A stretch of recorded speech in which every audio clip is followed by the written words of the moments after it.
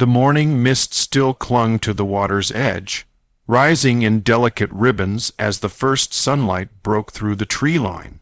The lake lay calm and glassy, an untouched mirror of gold and silver that shimmered with every soft breeze. I parked my truck near the gravel pull-off and stepped out, my boots crunching lightly against the damp earth. It was quiet, the kind of stillness that felt sacred, broken only by the distant call of geese. For the first time in a long time, I felt peace. This place had been a dream and a gamble. When I'd found the property listed online, the ad seemed too good to be true. Lake reserve with surrounding land and private access for 3 acres. Most people would have dismissed it, but I had a habit of digging deeper. After 3 phone calls, a pile of legal documents, and a few hours with my lawyer, I realized the catch. The lake wasn't just a lake. It was the crown jewel of the entire nearby subdivision, a shimmering centerpiece that everyone believed was community property. Except legally, it wasn't. The previous owner had held the title quietly for decades, never joining the HOA, never paying dues. Somehow, through a mess of zoning confusion, no one had realized the shared lake was privately owned. When I confirmed that ownership extended to the waterline and all access roads leading to it, I almost couldn't believe it myself. So here I was, standing on land that 100 homeowners thought belonged to them. I unrolled the old survey map on the hood of my truck, tracing the faded boundary lines with my finger. The access path, the lake front, even the tiny patch of woods at the bend, all part of the deed. I smiled, imagining a small cabin here, maybe a dock rebuilt with cedar planks. I could fish, kayak, maybe even rent it out during summer. It was perfect. I took out my phone and started snapping photos for the contractor. That's when I heard the faint hum of tires on gravel behind me. A golf cart, its little electric whine growing louder, rounded the bend. A woman sat inside mid-50s, perfectly coiffed hair, oversized sunglasses, and the kind of posture that screamed committee chair. She slowed to a stop a few feet away and gave me a look sharp enough to cut glass. "Excuse me," she called out, voice brisk and authoritative. "You can't park here." I turned, smiling politely. "Morning. I'm actually the new owner of this property." Her head tilted slightly, as if I'd just spoken nonsense. "I'm sorry, what do you mean, owner? This is HOA land. Lakeside Meadows maintains it." I wiped my hands on my jeans and reached into the truck. "No, ma'am, I closed on it last week, got the title right here." She hesitated, her eyes narrowing as I handed her the folded deed. She read it, lips pressing tighter with each line. Her perfectly painted nails tapped against the paper like a metronome. "This must be some sort of clerical error," she said finally, thrusting the paper back at me. "The HOA owns this reserve. We've been maintaining it for 20 years. "I'm aware," I said evenly. "But according to county records, no transfer or HOA claim was ever filed. The original owner retained full rights, and now I do. The property line runs from the access road down to the lakefront. You can double-check if you'd like." She blinked rapidly, her expression cycling between disbelief and fury. "That's ridiculous. We have community events here, fishing contests, cleanup days. You can't just take that away." I shrugged, keeping my tone calm. "I'm not taking anything. I just bought what was for sale. If people have been using it all this time, that's fine, but technically, they've been trespassing." Her face turned a shade of red I didn't think was possible. She tightened her grip on her clipboard, glancing back toward the subdivision road like she wanted backup. "I'm calling the HOA president," she snapped, "and the county too. This is a mistake, you'll see." I gave her a nod. "That's fine, I'm not going anywhere." She muttered something under her breath and sped off, tires spinning little puffs of dust. I chuckled softly, shaking my head. I'd expected some pushback, but that level of entitlement was impressive. I went back to measuring the dock. The old boards creaked beneath my boots, weathered gray and slick with moss. When I pulled one loose, A frog darted out and disappeared into the reeds. The air smelled like wet pine and earth. Peaceful again, for a few minutes I almost forgot about her. Then, about an hour later, a flash of blue caught my eye. A police cruiser turned slowly down the access path, lights flashing lazily. The same HOA woman sat in the passenger seat, arms folded, jaw clenched.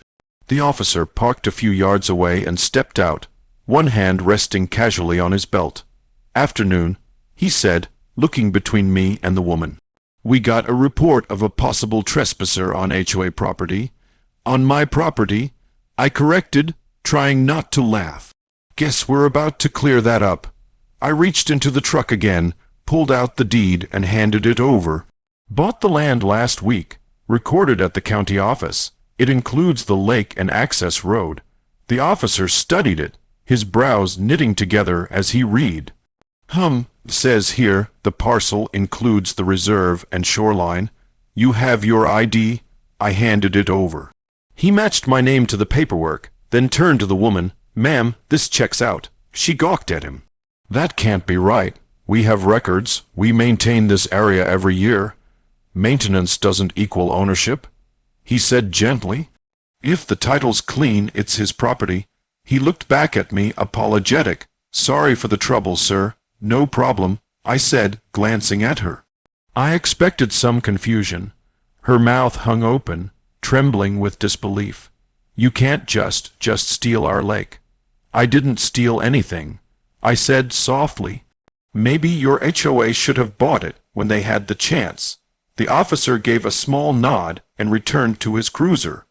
As he pulled away, the woman stood frozen, her clipboard shaking in her grip. She looked like someone had just told her the world was flat. "You'll regret this," she said finally, voice trembling with anger. "You have no idea who you're dealing with." I smiled faintly.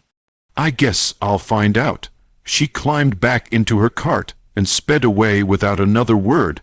The silence that followed felt heavier than before, but somehow more satisfying.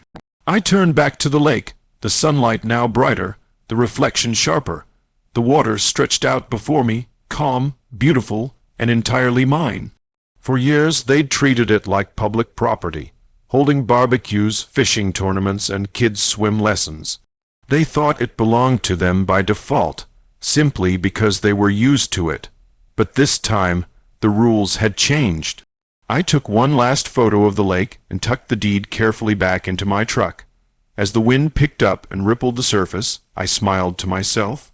They could send their board, their lawyers, even their police. It didn't matter. The paperwork was clear. The lake was mine, every inch of it. What I didn't realize then was how far they'd go to fight it, and how quickly this calm, quiet paradise would turn into a battleground. The next morning began with the sharp buzz of my phone.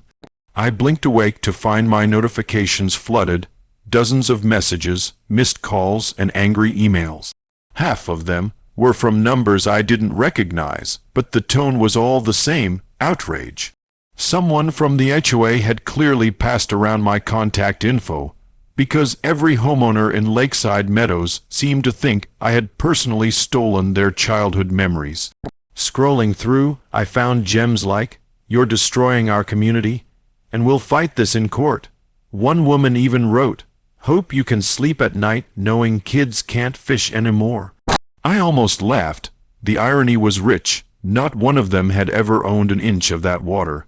When I finally made it out to the lake, I stopped cold at the sight. My truck's tires crunched to a halt in front of a shiny new gate, steel, freshly welded, with a thick padlock hanging dead center. A big sign glared back at me, "Private HOA access only. Trespassers will be reported." I stared for a long moment, then let out a slow, disbelieving laugh. They'd actually gated my property. It was so absurd, it almost impressed me. Pulling out my phone, I snapped photo after photo, the sign, the gate, even the tire marks showing where their crew had installed it. Then I called my lawyer, Mark. He answered on the second ring. "They've locked me out," I said flatly. "Installed a gate across my access road. Big fancy sign and everything." He groaned. "You're kidding? "Wish I was. Send me photos right now," he said, his tone sharpening. "They've just stepped into felony territory, obstruction of private property. I'll have a letter on their desk by noon." By the time I hung up, I was already climbing over the gate. My boots hit the ground with a soft thud on the other side, and I walked the familiar path toward the lake. It was different now, not in sight, but in feel. There were new signs nailed to trees, laminated notices listing community rules, complete with HOA logos and fines for littering or unauthorized use. I couldn't help but shake my head. They were trying to reclaim what wasn't theirs by sheer force of will. I half expected them to build a fence around the water next. When I reached the dock, I crouched down and trailed my fingers across the surface of the lake. The reflection rippled, breaking apart the image of the bright blue sky. It was peaceful, still too beautiful to be the center of such a ridiculous war. By the time I made it back to my truck, Mark had emailed me a full cease and desist draft addressed to the HOA president and board of directors. The letter was precise, cold, and lethal. It demanded immediate removal of the gate, access restored within 24 hours, and reimbursement for any damages caused. That evening, I sent it to every board member listed on their public website, and a copy to the county property registrar, just for good measure. The next morning, the fallout began. I was sipping coffee when my phone rang again, this time an unfamiliar number from a local station. "Hi, Mr. Reynolds," the woman said brightly. "This is Emily from Channel 9 News. We heard about a property dispute between you and the Lakeside Meadows HOA. Would you like to give a statement?" I nearly laughed into my mug. "You're calling about the lake already? It's been quite a topic on social media," she said. "Apparently the HOA residents are upset that their community lake was sold. Can we get your side?" "My side's simple," I said. "I bought it legally. The HOA never owned it, and they've since installed a gate to block my access. It's all public record." The story aired that evening. "Man buys lake reserve, HOA calls police, blocks access to his own land." Within hours, the online comments exploded. Most people were on my side. Typical HOA power trip. One said, "Good for him for standing up." Another read, "If it's on the deed, it's his end of story." By the following day, the gate was gone. The padlock lay broken in the dirt like a defeated symbol. But instead of feeling relief, I felt the air tighten again when a dark SUV pulled up behind my truck. Out stepped a man in a tailored navy suit and mirrored sunglasses. He walked toward me with the kind of self-importance you could feel from 50 feet away. I didn't need an introduction. This had to be the HOA president. "Mr. Reynolds," he said, voice clipped and professional. "I'm Michael Carter, president of the Lakeside Meadows Homeowners Association. Good to finally meet you," I said, keeping my tone easy. He adjusted his tie. "You've caused quite a stir in our community." "I didn't cause anything," I said, meeting his gaze. "I just bought what was legally for sale." He gestured toward the water, his jaw tight. "Do you understand the situation you've created? Our residents rely on this lake. It's a shared amenity, part of our neighborhood identity." I let the silence stretch a moment. "If it was that important," I said finally, "your HOA should have bought it when it went on the market. Instead, you assumed it was yours because no one questioned it." His lips pressed into a thin line. "We'll be consulting our attorney. There must be some easement rights, or at least implied access." "You're welcome to try," I said. "But I've already confirmed with the county. There are no easements, no rights of way. Every access point, including this road, is deeded to me. That means I control lake use." He took off his sunglasses, his eyes sharp and cold. "So you're just going to block an entire community from the water they've used for decades?" I smiled faintly.